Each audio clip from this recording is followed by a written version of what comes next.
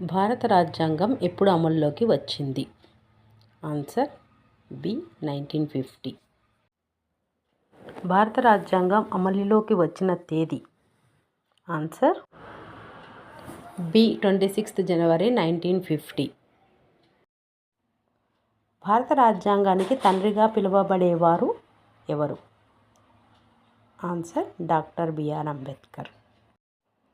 రాజ్యాంగ సభ అధ్యక్షుడు ఎవరు? ఆన్సర్ రాజేంద్ర ప్రసాద్. భారత రాజ్యాంగం మొత్తం ఆర్టికల్స్ సంఖ్య ఎన్ని? ఆన్సర్ 395. ప్రాథమిక హక్కులు ఎన్ని? Answer B 6. జీవించే హక్కు ఏ ఆర్టికల్లో ఉంది? Answer C 21 article. సమానత్వపు హక్కు ఏ ఆర్టికల్లలో ఉంది? Answer B 14 to 18. మౌలిక కర్తవ్యాలు రాజ్యాంగంలో ఎప్పుడు చేర్చారు? ఆన్సర్ 1976. రాజ్యాంగ సవరణ ప్రక్రియ ఏ ఆర్టికల్లో ఉంది?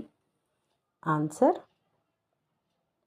368 భారతదేశం ప్రభుత్వ విధానం ఏది?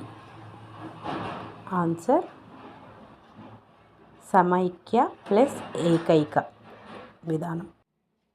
భారతదేశ అధికారిక భాష ఏది? ఆన్సర్ సి హిందీ మరియు ఆంగ్లము. రాష్ట్రపతి పదవీ కాలం ఎంత?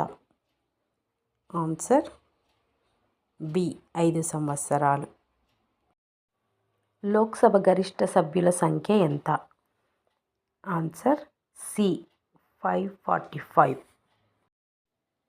రాజ్యసభ శాశ్వత సభ?